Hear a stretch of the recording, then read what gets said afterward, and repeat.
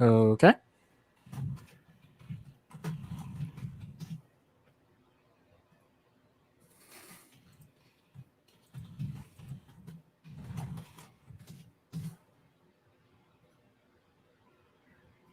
All right.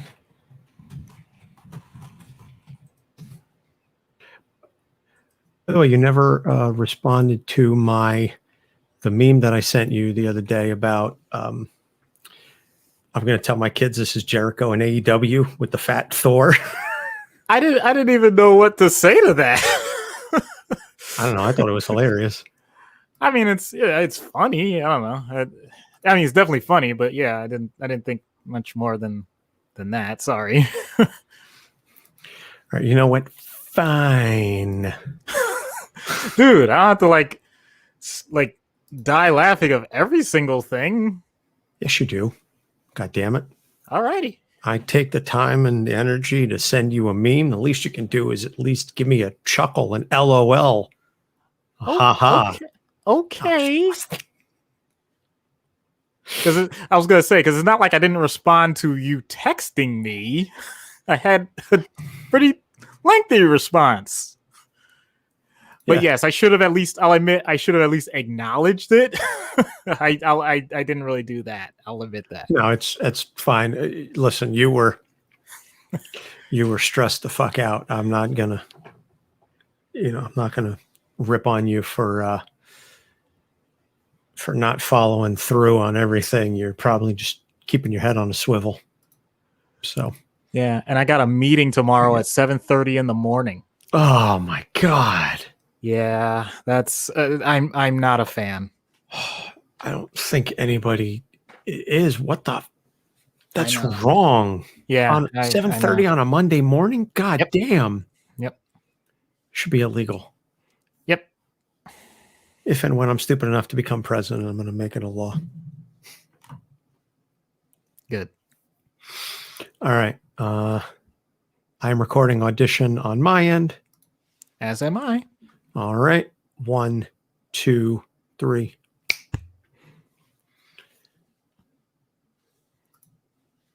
$7:30 a.m. meeting is just savage. You are absolutely right, Janine. That's just. Ugh.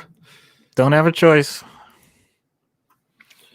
Well, on, I do. Well, I do have a choice. I can just not go and get in trouble later. But aren't you supposed to be like a boss type? It's the boss of the bosses. Well, what's his deal then? Let's not get into that. All right, fair enough. I'm like, ouch. That's just. I mean, and I had a 3-hour meeting on Wednesday. Ooh. Yeah. 3-hour virtual meeting. And then as soon as it ended, my project manager called me up for like a 20-minute debrief. Oh. And then tells me at the end of it, yeah, I haven't had anything to eat. Oh, and I have a meeting in 10 minutes. My daughter just brought me, water and nuts so I can snack. And I'm thinking, if you're that hungry, go fucking eat. The meeting was from 10 to 1. Right. And you're sitting here complaining that you're hungry? I'm not stopping you. Then why did you call me? There was literally nothing in the call that was like that earth-shattering that couldn't have been whatever. All right. Let me move over my show notes. Yeah, there's going to be a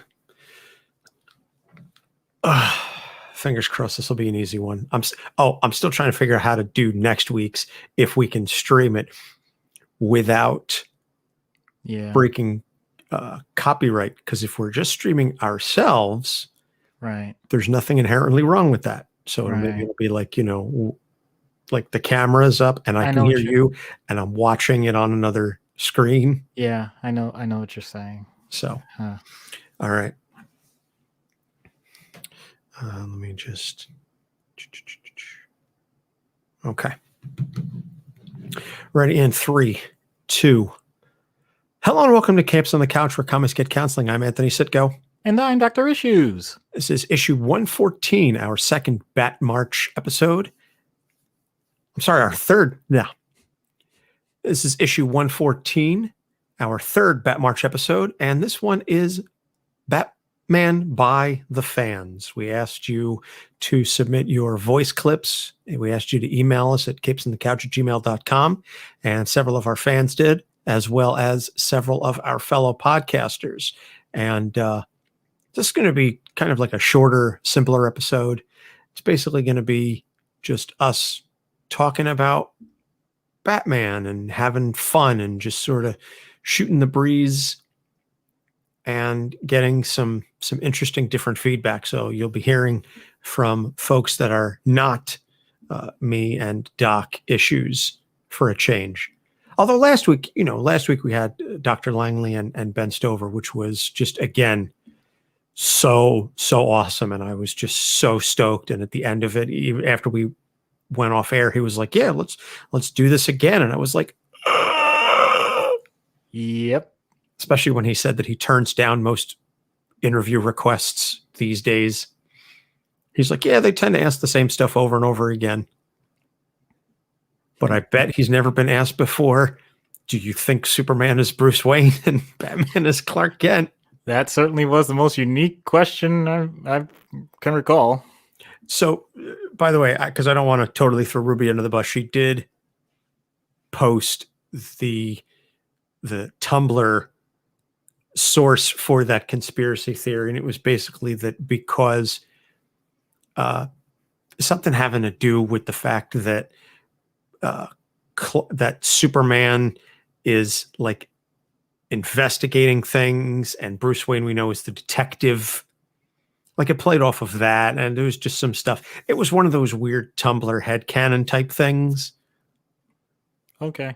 That's why I don't have a Tumblr account, because I would just end up getting in arguments with people going, you're wrong, right? You know that doesn't make any logical sense.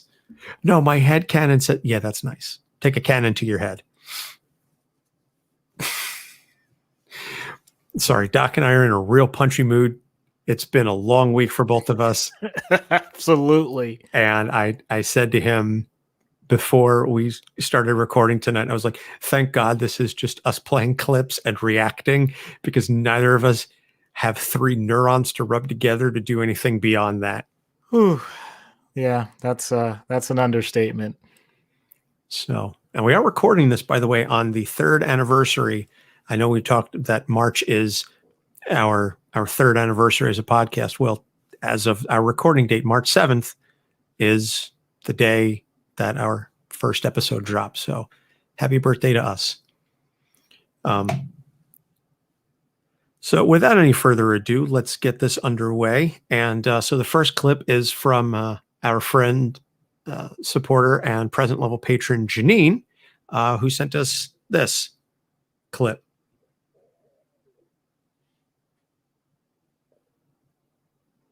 Asked to talk about a memory of Batman. And I think I'm old, right? So I grew up in the 70s when there was no cable. We had like UHF and VHF and bunny ear antennas. And what we watched was the old 60s campy Batman show. And I loved the Technicolor biff, bam, pow. That is my earliest memory of Batman. And I know it's cheesy, but I mean, they had Cesar Romero, right? So it couldn't have been that bad. And then my more grown up memory of Batman, look, Batman Returns, Michelle Pfeiffer as Catwoman, she gave me feelings. And I think that goes for a lot of us. So those are my 2 most memorable things about Batman, like Technicolor, campy, silly, and then Michelle Pfeiffer as Catwoman. Well, and I recall last week we had the discussion at the start with Ben and Dr. Langley, and he spoke about his memory of the Batman 66 show. And I know that I also said that I watched a lot of that. Not like Doc. I didn't think it was like the current show. I was a dumb kid. What do you want me to say? No, listen, I thought it was a very cute story. But like my dad was the one who sort of introduced it to me. And so he was like, oh yeah, this is Batman from when I was a kid. So like when it was explained to me, that I was like, oh, okay, this is an old show. But and I also explained that the Michael Keaton films, which we'll be doing the commentary on the original 1989 Batman movie next week for our episode. They came out, like I said, Batman came out when I was 7, and then Batman Returns came out, I think I was 10. So I was a little young to feel a certain way about Michelle Pfeiffer. But when I got older and watched the movies, yes. I think any red-blooded person feels a certain way about Michelle Pfeiffer as Catwoman. I mean, the clip just went viral again on Twitter of her whipping off the 4 mannequin heads in one take. That's how good she is. So, I mean, listen, I don't blame you, Janine. I don't think anybody else is going to blame you for feeling a certain way about Michelle Pfeiffer in tight latex. Hey, good for you. Certainly not these two guys here hosting the show. So to talk a little bit about the camp a little bit more, yeah, those effects. I always wondered about that because I knew that those things were in comics, and I always wondered why, of all shows to do that. There was plenty of campy shows at the time. I mean, you think of Scooby-Doo, you think of all these other like movies that came out in that era, and that was the only one to use that like effect, like the visual effect, and I never understood why. I always thought that added to it, but I guess they were the only ones that thought it was worth it. Yeah, I don't know. I think maybe the Arrowverse should bring that in. Maybe like Legends of Tomorrow should. I mean, if any of the shows in the Arrowverse is going to do it, Legends of Tomorrow, just lean into the camp. Just do it. Yeah. You know, my wife has been binging Arrow and Flash as of late, and she was watching one today where the Flash was fighting somebody, and they were actually playing the Queen Flash Gordon Flash. And I was like, wow, they're just going for it. Yeah. And of course, if you're going to mention Cesar Romero, I don't know anybody else that can pull off wearing full face paint with the whole Joker look and keep the mustache. Yeah.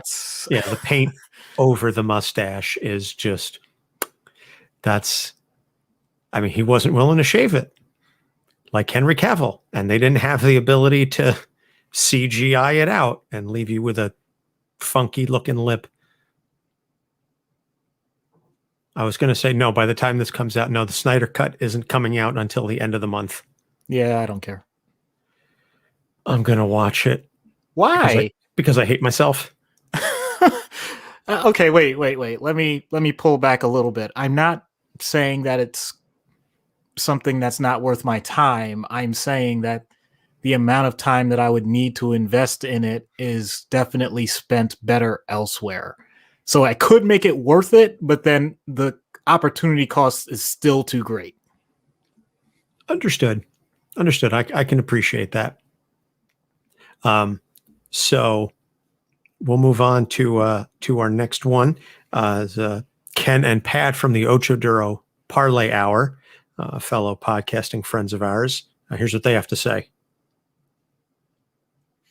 Hey, this is Ken M. and Padawan J. from the ODPH podcast, better known as the Ocho Duro Parlay Hour. And we got asked to talk about Batman. Yeah. Twist our arms here. I know. Pat, so let me kick it off with you. What means the world to you with Batman? How'd you get into that? Well, so I'll start with how I got into Batman. That one's a little fuzzy just because Batman's been such a part of my life since, really the animated series came around. I remember watching that and getting hooked on that and watching every episode of that when it aired and the reruns and the subsequent series and all that. But I also remember, when I was watching Saturday afternoons Guts on Nickelodeon, do you have it? Somebody told me, or I was flipping channels or something, and I came across TV Land. And at that time, they were airing reruns of the Adam West 60s show. So at that point, I had Batman toys and figures and all this stuff. So I was like, you know what? Give me Batman, more Batman. I'm all right. I was really confused though, because in the cartoon he uses a grappling hook and he goes flying through the sky, and here's Adam West climbing up the side of a building, and I'm go, Dad, why is Batman climbing up the side of the building? He can fly through the sky with his grappling hook.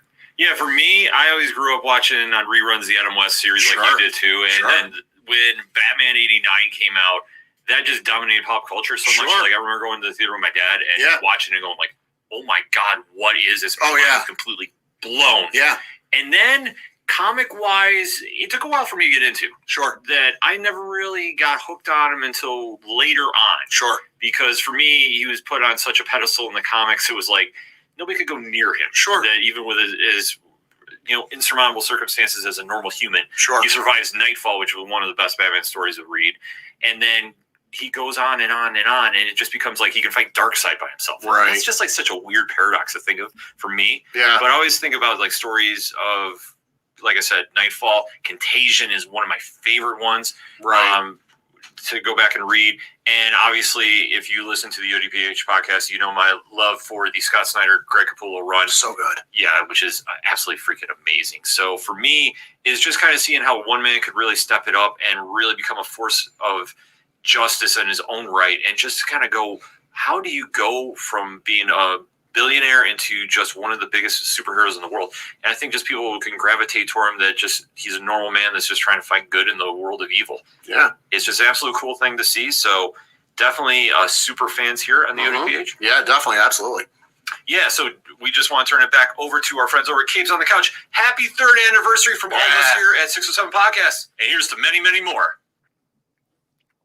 Well, thank you, Ken and Pat. Appreciate that. And I'm sure one of these days we'll have a crossover or guest appearance of some kind. We'll get them on and shoot the breeze about some stuff.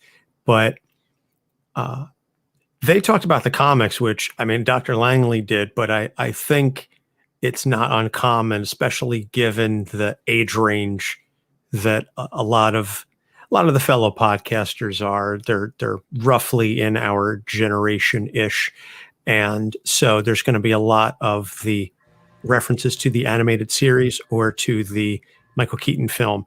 But it's really touching how many people, even the younger folks, no offense, Janine, are saying, yeah, I remember watching the Batman 66, the Adam West show as a kid. And I just think it really speaks to the interesting appeal of the character and that show in particular, that it has that impact on people and has such a lasting impact and that staying power, that a show that even at that time was like 25 years old and people were still saying, yeah, let's throw this on TV because it's kitschy fun. Yeah, but I do think it still sows the seeds of what we see in every other later iteration. And I know it becomes more meme-tastic, but one of the things that was always popular with that show was no matter what the situation, Batman had something in his utility belt to get them out of whatever was happening. But the idea of just no matter what, if you have enough plans, something's going to work out. And this man had dedicated all of his resources to make sure that he could get out of any situation. And then they point out that depending on what you're reading or what you're paying attention to, taking on these demigods like Darkseid and all of that, it's still one man that's looking for every way to make every use of his time. It's incredible. So you end up with epic stuff, but you also have the cheesy things that maybe we got introduced to, but still have that notion. And I like the juxtaposition of the grappling hook view versus, two guys just walking along a rope, that has the camera turned sideways. It's it's really cool, mainly because they took the time to really talk during those scenes. Those are really my favorite memories of the entire show. Yeah, and they always had the celebrity cameo sticking their head out the window, talking to them while they were scaling the building. It was just a fun way to fit the cameos in. Oh yeah, they're climbing the building, and look, here's, I don't know, Marlo Thomas or somebody, just, whomever that is, oh, look, it's Dick Van Dyke sticking his head out the window. I don't know. I don't remember who was right. the cameos, but that was what they did. Yeah. It's and of course, May. Right. And of course, to get back to the comic side, I definitely agree with the idea that Nightfall is an incredible story. That's definitely one of my favorites. Yes, we talked at length about that when we did our Bane episode. So next is Ryan from NUEX guy. That's his Twitter handle. I believe he's a podcaster. Full disclosure, I haven't listened to these before I played them. So, these reactions that you're getting are off the cuff, and I did that intentionally because I didn't want to think about stuff. So these are hot takes, so to speak. When I think about Batman, the first thing that comes to my mind is the animated series. I was born in 1988 and I'm currently 33 years old. And so Batman the Animated Series hit absolutely perfect for me. Like, it was right on time. It aged well with me. And so that's my fondest memory, is probably running about a quarter of a mile from the bus stop every day at 4:30. They would drop us off like at 4:27, and I would run that quarter mile all the way to my house because I knew that Batman the Animated Series came on at 4:30. They usually played Superman the Animated Series at 4 and then Batman at 4:30. So I would run home and maybe catch like the credits of Superman, grab my snack, sit down, and watch the episode of Batman, and then my mom would make me do my homework before I could watch anything else after it was over. So that's probably my strongest memory. However, I do have a pretty fond memory of like when I think it was my dad and my grandma that showed me the earlier Batman, the Adam West 66 Batman movie. So I don't think I ever saw any of the series, or maybe I saw bits of it. But I do remember watching the movie, and so there's scenes from the movie that definitely stick out in my mind as well. And then, I was in my late teens, early 20s when Christopher Nolan's Batman trilogy came out, and so that obviously hit me at about a perfect time as well. So I really grew up in a great era of different Batman things. That's what Batman means to me. It was pretty much my childhood. Well, Ryan, I think is, hitting a lot of the things that we were talking about as far as our generation, that, we were influenced heavily once the 89 film hit and then the animated series. And then from there, it just really snowballed, escalated. The Nolan Trilogy, he's, I think, the first person to bring up the Nolan Trilogy, because everybody's been talking about either Keaton, Adam West, or the animated series. But the Nolan Trilogy, I think, for a lot of younger fans, is definitely their introduction into that real world-ish Batman, that grounded aesthetic, that grounded reality and storytelling, which I thought was fantastic for the first two movies. And then, as we spoke about with Dr. Langley and Ben last week, sort of shit the bed there in the third one. Well, I was going to say went sideways. I don't know. It wasn't terrible. In my opinion, it wasn't terrible. But the first two were epic. By the time you saw the third movie, I had already been so sick and tired of Batman. Wow. That's why I broke him. I got tired of people talking about how wonderful he is and how amazing he is. So I broke his back on my knee. Wow. So first person, though, to mention the Superman animated show, which I thought was amazing as well. And I'm not gonna bastardize this episode with talking more about Superman, so don't worry, people, although I'm very tempted to. But yeah, that is something that I knew I knew that this was something more accepted because the Batman animated series was something that, if depending on what my parents were doing, especially my dad, they would actually stop and watch with me.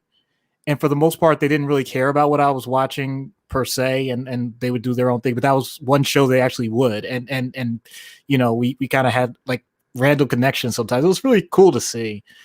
And then of course, it's interesting. I'll make a difference between like the TV show of the campy Batman versus the movie itself, because the movie, I felt, took a few interesting ideas and just left them hanging, where there were a few massive potential political commentaries, just some things where I'm like, oh my gosh, I can't believe they're inserting these things and people are just going to take this at face value.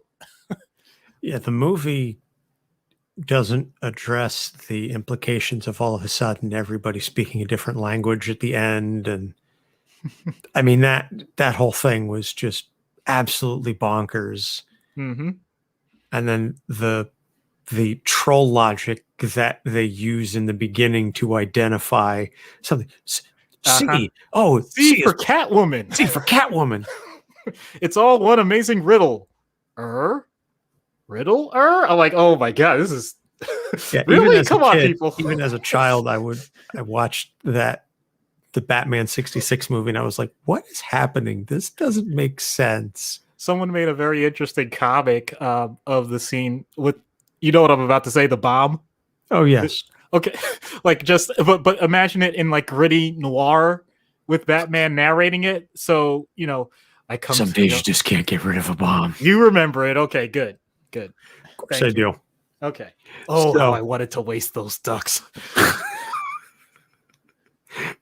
Also, I'm just impressed that Ryan's parents let him watch Batman before homework. I wasn't allowed to watch TV before my homework was done, with the exception of Where in the World is Carmen Sandiego, because that was an educational program.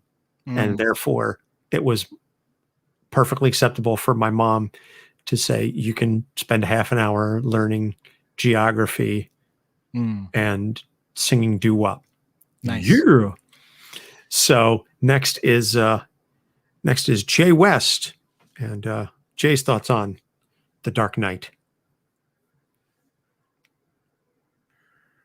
Hey, Jay West here from the We Get Dub podcast, dropping by to show some love to my favorite Cape Crusader, the Batman. I think my earliest exposure to Batman was through the animated series. I don't think I ever missed an episode, and I was very big on collecting all the action figures. I wasn't really too big into the comics because of the dark, gritty tones. I definitely did not understand them as a child, so they were a little too heavy for me. So I skipped a lot of the reading. But later on, I would go to read on, like, a majority of the comics, I would say. I think the best interpretation of Batman is the Arkham video game series, where it dives into the Batman psyche, and we really see what makes him a hero, but more importantly, what makes him human. I would strongly recommend this series to anybody who hasn't checked it out yet. As far as the movies go, I would say the Tim Burton films did an excellent job of capturing what Gotham felt like. Don't get me wrong, the Dark Knight Trilogy was great, but it really wasn't my cup of tea. Anyway, that's all I got right now. Thanks for letting me drop in, and I'll catch you guys next time. I swear we didn't, at least not on my end, unless Anthony says otherwise. I'm loving the idea that we're expanding each time someone is giving us an answer. This is awesome. I swear to God, I was just, because I didn't want to just do them alphabetically. So I was like, okay, I'll just throw them randomly and da-da-da-da-da and this, that. So Jay, being the first person to bring up the Arkham video games, I myself have not played them. So because when they came out, it was at a point in my life where I really wasn't doing a whole lot of video gaming. With a 2-year-old at home, I'm really not doing a whole lot of video gaming, but I do try and squeeze in a little bit of time here and there for it. They're an older series, so I should go back and play them. So time for me to admit this rabbit hole. So when Let's Play became a thing before Twitch ever existed, and I used to search online via YouTube and Google Video before Google ever bought YouTube. I used to watch for certain things with video games because I figured, you know what? If somebody's proficient enough to play them, then I know that's going to save me a bunch of time if something has an interesting story. So the whole Arkham series, I know, and they really do hit things pretty darn well. He is absolutely correct that they discuss Batman's psyche. A lot of the hidden things that are found and a lot of the Easter eggs with different Arkham interviews and evaluations of the inmates, those are amazing if you ever get the opportunity to listen to those, because they do sometimes sound like what could be our skits. Not that they come close to our excellence, but still, no, the overall feel and the amount of effort, those are fantastic video games in addition to great world building. Oh man, I definitely agree with that, and I'm surprised that I don't think of that stuff more often. But yeah, definitely, did a great job of just allowing people to get that temporary feel of being Batman. The thing that I take away from the Batman Arkham games the most is the meme video where someone swapped the character skins for Batman and Catwoman during one particular scene. I forget which of the games it is, but it's Batman looking like Catwoman and vice versa. And the way that they animated Catwoman walking was very like comedically sexual with the swinging hips and the this and that. And it's bad enough to see Catwoman looking like that. But when you see Batman walking like swishing and sashaying, and Catwoman is just walking very rigidly, the visual is just absolutely hilarious. So I'll put a link to it in the show notes because I know it's out there somewhere. But somebody swapped the character models for Batman and Catwoman, and it's just absolutely hilarious. Janina on Facebook during the live stream says, no one has mentioned Batman the Brave and the Bold yet. That's a favorite. I have seen a lot of clips of that show. I've seen a few episodes. That came out when I was a little older. So I didn't, I confess I didn't watch it. But what I know of the show is that it really embraces the history of the character and the idea that there is no real wrong interpretation of Batman, that every version from the bright night of Adam West to the dark and brooding animated adventures to the campy, weirdly sexualized, Joel Schumacher nipple suits, they're all valid. And I just thought that, and this is something that, again, we talked about with Dr. Langley and Ben last week, the appeal and enduring ability of a character for that long, and the ability and the fact that you can go as varied in the interpretations and still hit something and still be able to say, that's Batman, that's also Batman, that's also Batman, is just something that's really special. Next is Ray from the Into the Night podcast and also the Spider-Woman podcast.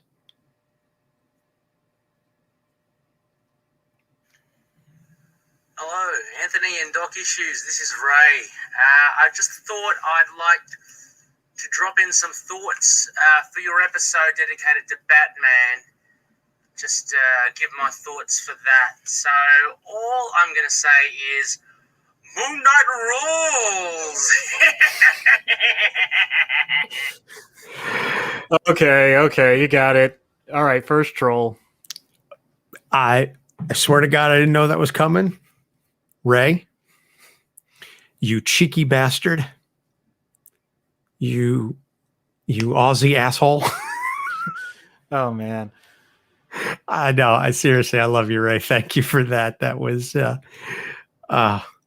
yeah, it's always nice to have the, underfunded Batman knockoff to make an appearance in the, opposing, universe to let people know that if you do things in a half-assed way, you'll get fairly decent results and still have people fall for it. Blow it out your ass, Doc. Shots fired. Nothing really more to say to that. Next is another present level patron, Ruby.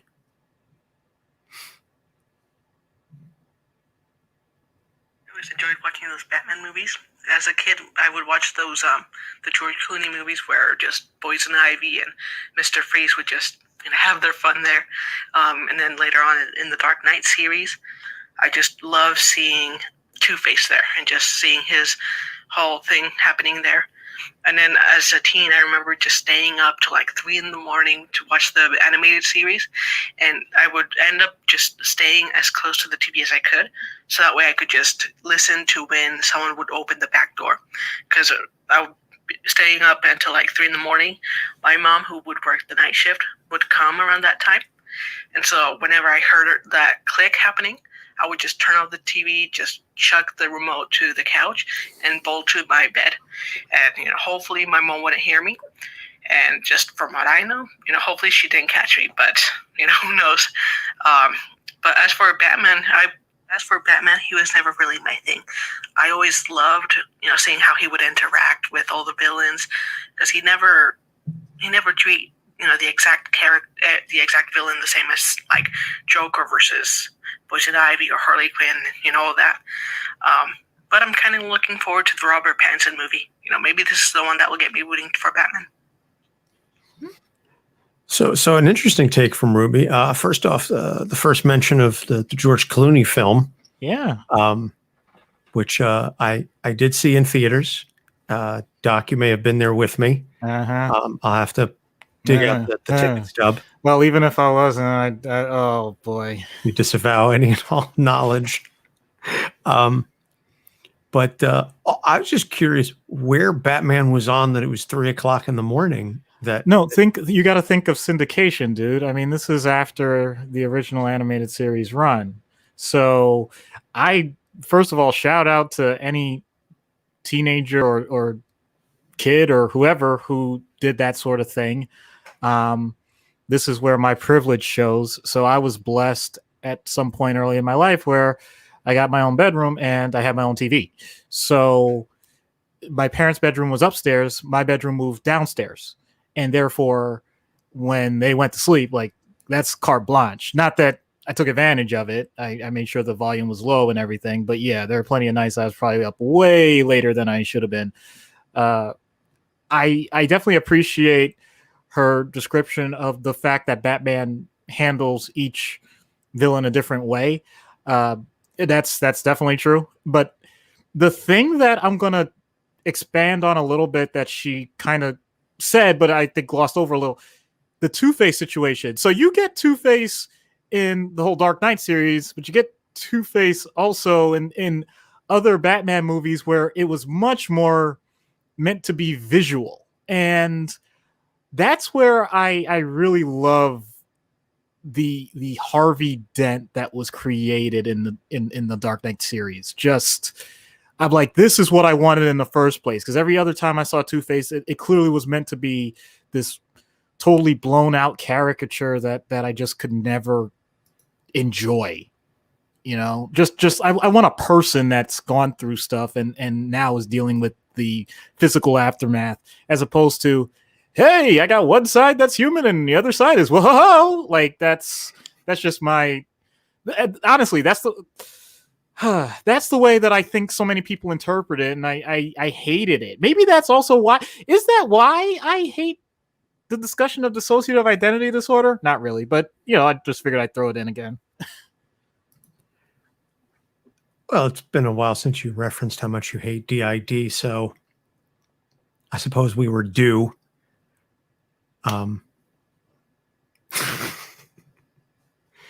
Surprised you didn't bring it up when Ray talked about Moon Knight. That would imply I need to spend energy talking more about Moon Knight. Again, blow it out your ass. So, The next one is Chris from the Geek Peak podcast.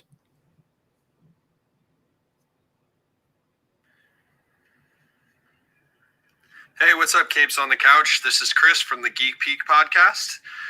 So when we're talking about Batman, it's hard for me, of course, to not think about Heath Ledger and his portrayal of the Joker.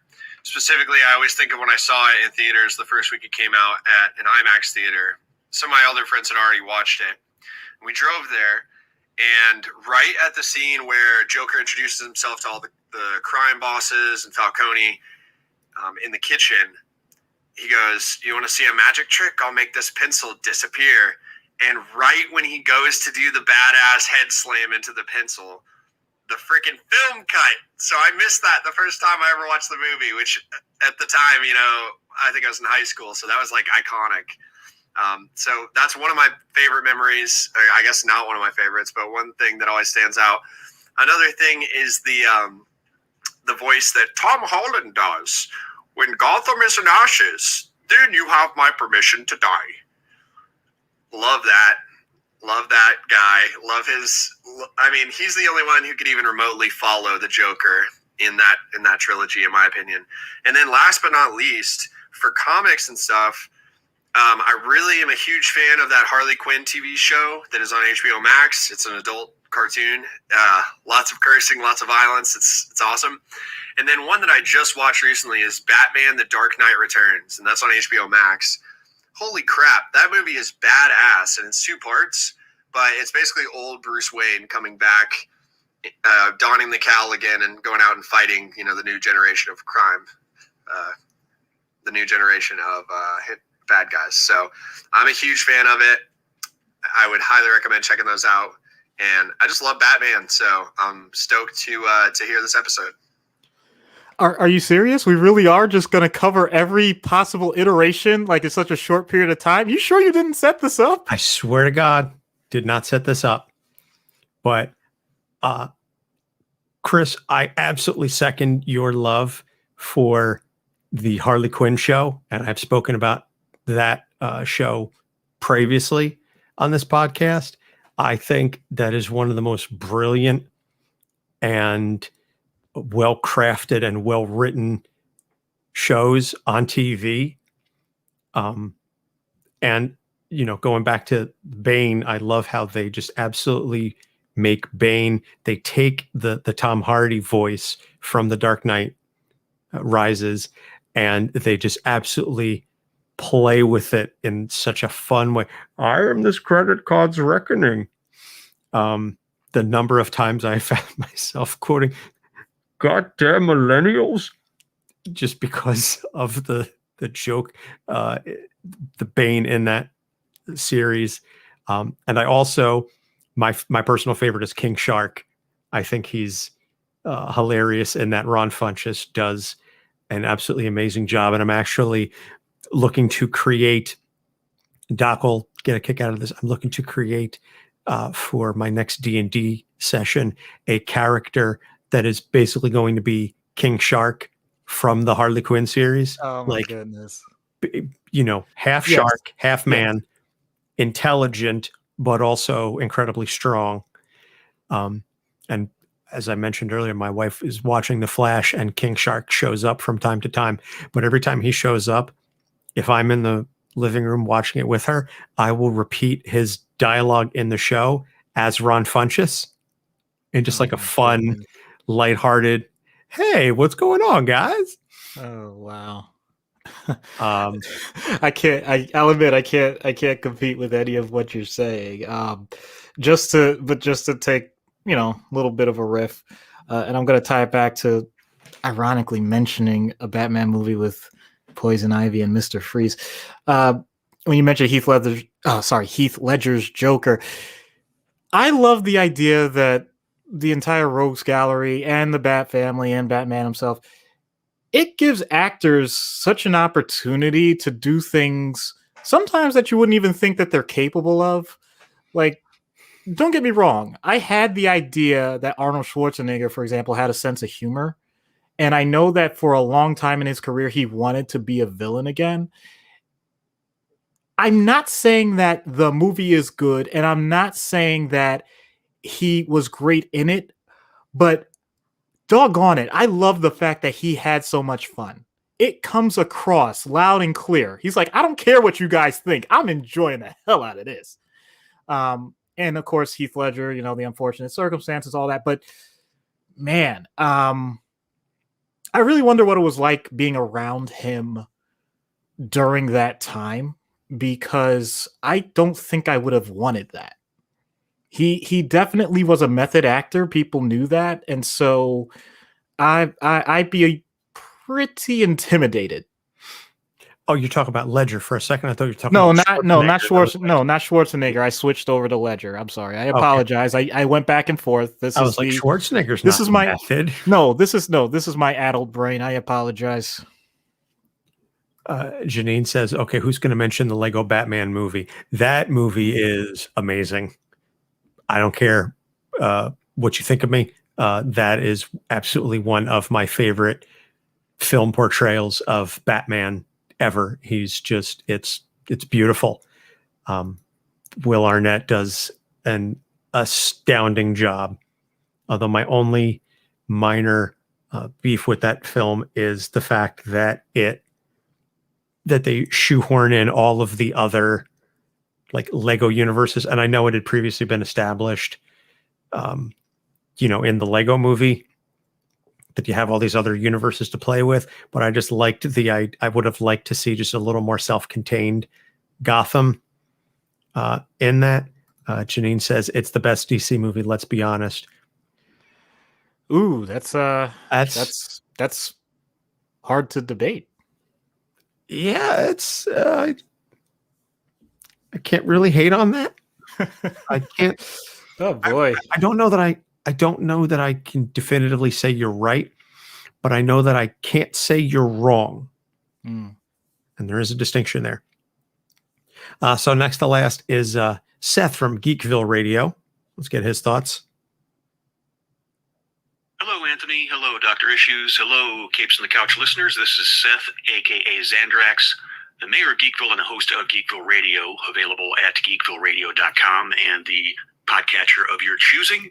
And with that cheap plug out of the way, I want to tell you what I think about with Batman. Batman is probably my third favorite superhero next to Captain America and Superman.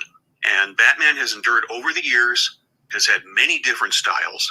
His roots go back to the pulp characters like the Shadow and the Green Hornet all the way back in the 30s. And since then, he's evolved to everything from the clean-cut, hold it right there, villain, to, of course, the modern, I'm Batman. But through it all, there are two things that I think means the most to me about Batman. Number one, he willingly fights the never-ending fight to wipe out evil. I think deep down he knows he will never truly succeed at this. But he keeps going because he does not want another child or another person to go through what he did. Losing parents and that be surrounded by darkness like that. And I think that's what keeps him going. He has that indomitable will to fight the never-ending fight. And number two, he is a human with no actual superpowers who is able to stand alongside true superpowered beings and be looked at as their equal. I think that's pretty amazing. And it also goes to show that you too can accomplish anything if you work hard, believe in yourself, and have billions of dollars at your disposal.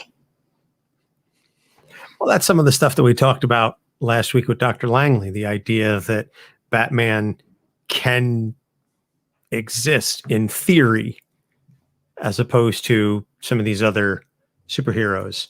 So I thought that Seth getting into some of the more psychoanalytical discussions about Batman more so than anybody else, which I appreciated. Yep, way more than I can right now. So good on him. And so last is Ariel. Ariel is the only one that I intentionally ordered. I put her last because she told me that her piece was about 4 minutes long because she could not find a way to shorten it. And I said, that's totally fine. Like, I'm not averse to that at all. But Ariel being Ariel, and side note, go check out her columns on our website, capesonthecouch.com. She's got the long box view. Amazing writer. And this is the only one that I did listen to, because she said, try and see if you can cut it down to like 2 minutes or so. And I listened to it and I said, I'm not touching a second of this. And you're about to hear why.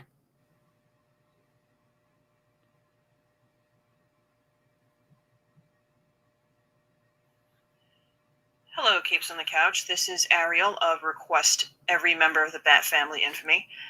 As you may have realized from listening to any of the episodes based on my requests, I love Batman a lot. And obviously, I'm not alone here. His popularity speaks for itself. But when trying to approach the question of what Batman means to me, I found myself thinking about why it is that Batman resonates with anyone.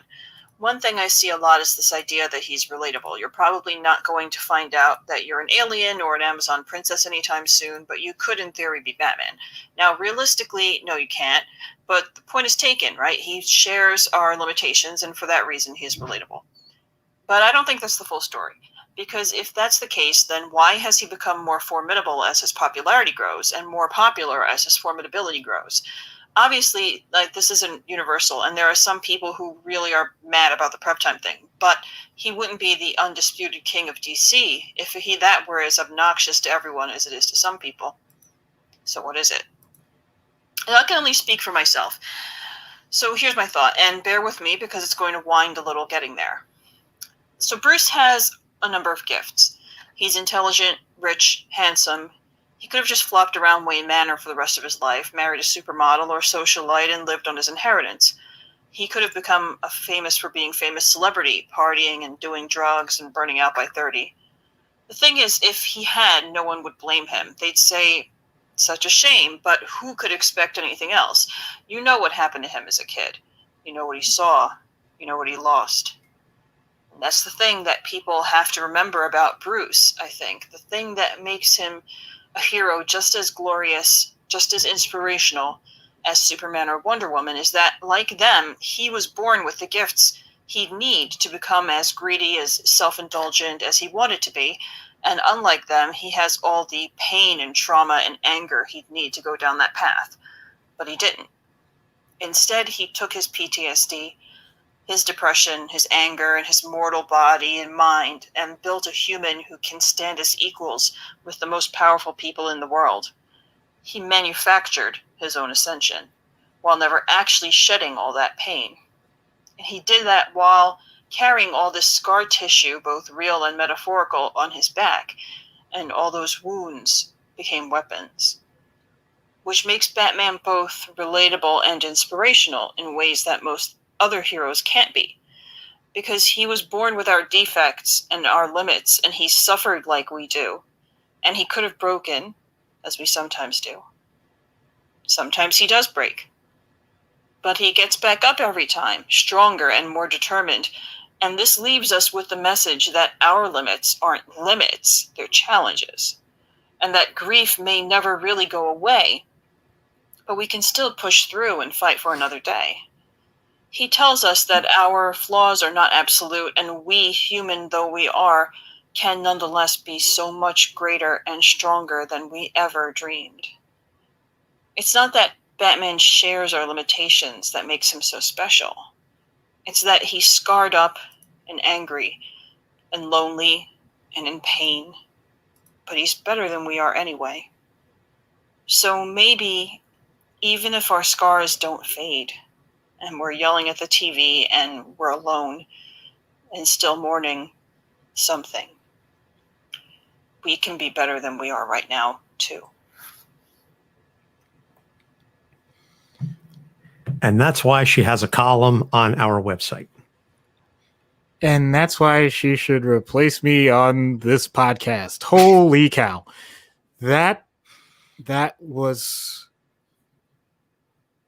everything that I would hope someone who is into the comic genre, who has favorite characters, who simply enjoys the idea that fiction can be the best reflection and exposure of ourselves. That's the type of thing that I would love to remind myself of whenever I have a weekend like I had this weekend. I'm going to be blunt. And when she was describing that, I actually was pulling it up because it's one of my favorite images ever, and it's by Alex Ross. It's I don't know if you know this. It's the picture. It's literally Batman scars, and it's him clearly with the cape and cowl off, and you just see his back, and you just see him, just kind of looking at himself, and it's like you could tell he's been through so much, and yet in that picture, to me, it's not exhaustion. It's the idea that he knows that this is what he signed up for, and he is always going to put it back on again. That my goodness, Ariel. I just have to say, if you ever decide that you just want to be a great voice of the voiceless, I know your writing is amazing because I have read it on the website, but the way that you say those things is just as powerful, if not more so. Her eloquence just is astonishing and just astounding and beautiful in ways that make me realize that for all of my intelligence and so-called eloquence, I flounder compared to her. When I read her stuff, when I read her analyses, and listening to that 4-minute clip, I think I don't know that I have ever in 38 years said something so eloquently and beautifully as that. And she's talking about Batman. Like, I haven't said anything like that in my years of politics, law, podcasting, relationships, parenthood, life. I don't think I've spoken about anything with the clear love and appreciation that she was able to say in 4 minutes about Batman. I have a communications degree. I worked in radio. I can't talk that good. It's amazing. And that's why I wanted to end with it. Thank you. Thank you for that. I knew nothing was going to be able to follow that. I don't want to follow that. And this is my damn show. Oh, wow. I think that's the type of thing, though, that, not to get too heady, too late, that we all need sometimes, just to remember that. And that's what these characters can do for us. That's what Batman really can do for so many people. And I'm sure he has. Sometimes we make light of it, but when you get down to it, we all just want that one person that's always going to be there for us. And I don't care if it's someone that's drawn or animated or, acted out. Because if someone's able to think of it, and if someone's able to even pantomime it for a small amount, then that means that we're all capable of it, as she said. This is a great third birthday present. Indeed it is. Happy third birthday to us. So those are all the clips. Thank you to everybody who sent them in. We appreciate it. This is, like I said, a fun one, if a bit easier lift than some of our normal episodes. So no recommended reading this week, although we are going to have another link to the Batman and Psychology by Dr. Langley. Go out and pick it up. Next episodes, Batman's the film commentary for the 1989 Batman movie will have that synced up. It'll be fun. It'll be educational. We'll try and throw in some knowledge there, but also just sort of our general thoughts, because I have not seen this movie in 30 years. I probably haven't watched it since I was about 7, 8 years old. So it's going to be very interesting to see what these takes are going to sound like after so long away. And then the last episode of our BatMarch is going to be 1 hour skipped, a 1 hour Batman in therapy session. That is going to be a beast to write and to act out. But Doc and I, we wanted to end the month on a bang, and I don't think there's any bigger bang than that in terms of the character. So get ready. I'm going to have to start drinking tea with honey now and sucking on lozenges. And then we come out of March with a complete 180 in terms of mood. And Janine has selected Elastigirl, Mrs. Incredible. So we had a couple different characters to look at to follow BatMarch, and I said, I'm going to go with that one because we're going to need something that's a palate cleanser.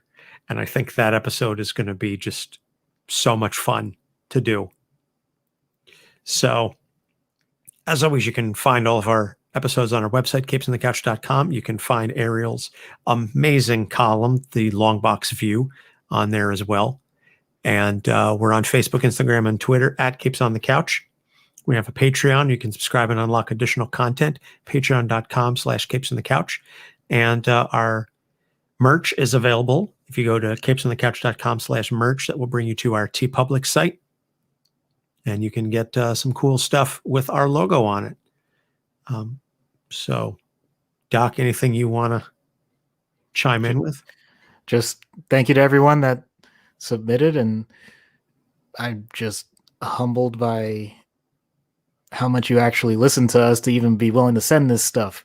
Except for Ray. Screw that guy. So I'm kidding. Ray, you're awesome. It's all good. Yeah, it's all good, man. So for Doc Issues, I'm Anthony Sitko. Thanks for listening. We'll see you next week. Hit save on that. You know, it's funny because when I brought up Ray's clip, I was like, this is 29 seconds. This isn't long at all. Like, I honestly thought that there was like going to be an error. And I'm looking at this going, oh, shit, I'm going to have to like cut this out of the show or whatever. And he's like, oh, so my thoughts on Batman, Midnight Rules. And I was like, oh, God damn it. I got trolled. You know, which love just to prove I didn't listen to them in advance. Right. Well, let me just say this. I know, as you already said, it wasn't intentional. I'm like, wow, this really was a radio show. The flow of all of this, that was amazing. And that's exactly what I needed. Oh man, this came at the right time. Agreed. We both needed this. We both needed something light, fun, easy. Yeah. So, all right. Well, you're going to upload your thing. Yeah. Thank you to Janine for watching and chiming in, and anybody else who stopped by the live stream. We're going to end the broadcast now, so we'll see you next week.